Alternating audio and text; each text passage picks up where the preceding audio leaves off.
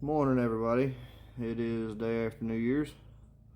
I wanted to give y'all a little update on where we are with titanium knives. So, if you can see, there are little bitty micro cracks all throughout the face of this. I just got off the phone with a metallurgist from the company that made the button for this, and they said I may have had it a little too hot, and that's why the fractures are forming. But they think, just from the pictures I sent them, they think it's just the oxide layer.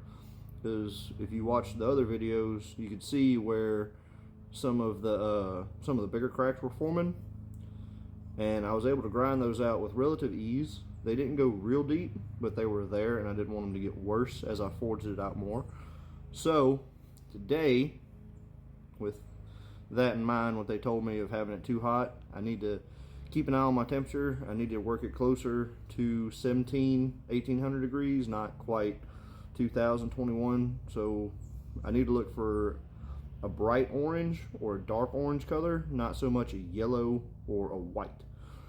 So I have my temperature chart. I'll be able to keep track of it just through visual, and this is the only thing I'm working on, so I won't have to worry about anything else going in the forge, checking it. We're just gonna work on this one.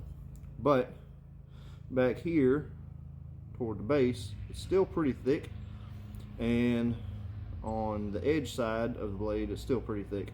So to give him as big a knife as I can, I want to thin this part out a little bit, right? So we're gonna take this material, and we're gonna move it out. So I'll be hammering back here, shoving that material forward.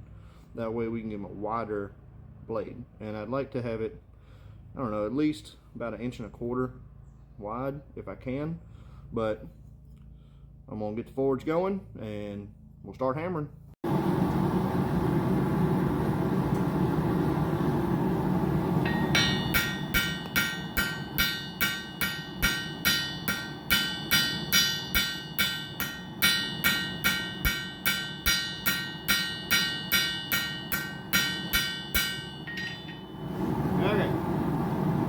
So we're able to get our girth on it to widen it out a little bit, and I'm gonna slowly do that all the way up to the tip. I'm gonna save the tip the very last, that way I don't get it too thin and burn it off.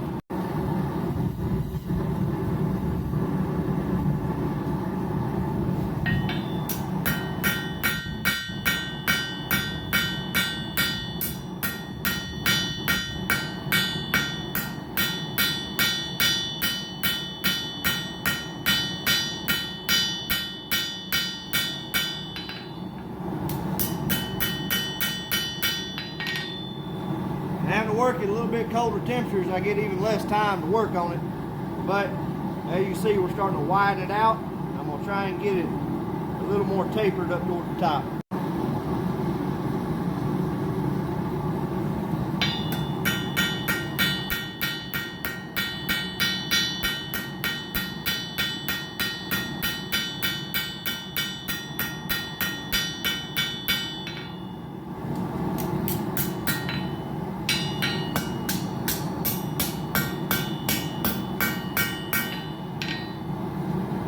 So, if you just hammer on one side of it, and you don't work both sides, it'll naturally start to pick up that curve.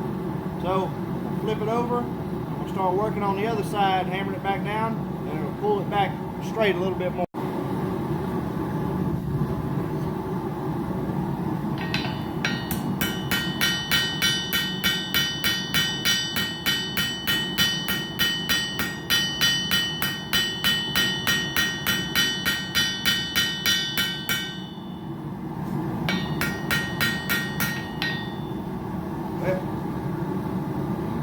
I'm going to get this back in, and I'm going to hammer on that spine side. This is still my edge side. That way we can make it and force it back straight.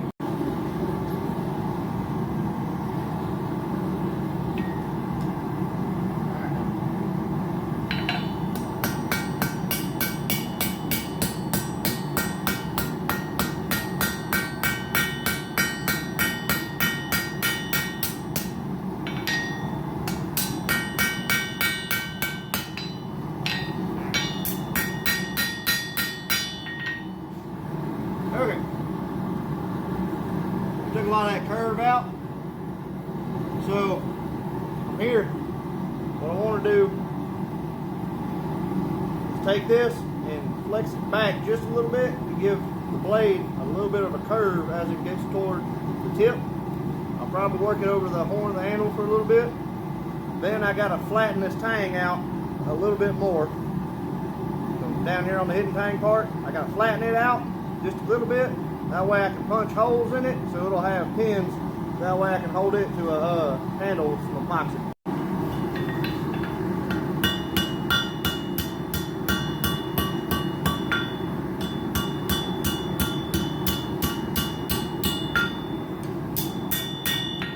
That tang's wanting to straighten out more. The tang wanting to straighten out more than the blade wants to move. So I'm gonna get it back in the fire, heat up more of just the blade itself, and leave the tang cold. That way it'll stay more rigid and won't want to flex.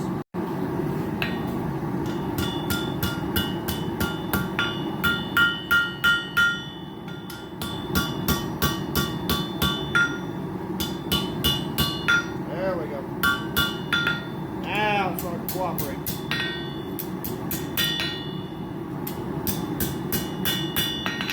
So, start to pick up more of a little bit more of a curve back toward the tip.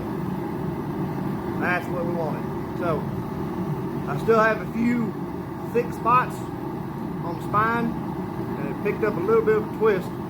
I want to go ahead and straighten out that twist, or make sure it's straight before I hammer it any thinner. That way everything is nice and clean and pretty and even. Back on the face of the handle to get everything flat.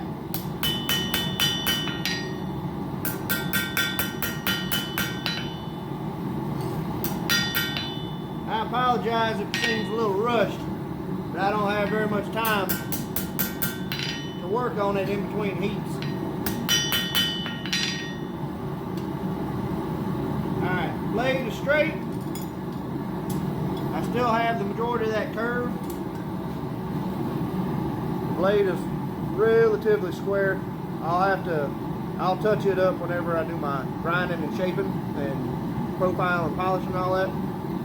Now I'm gonna move on to this tang section, and all I'm gonna do is hit it square just to flatten it out and widen it out, get it a little bit thinner. That way I can punch 2 holes in it.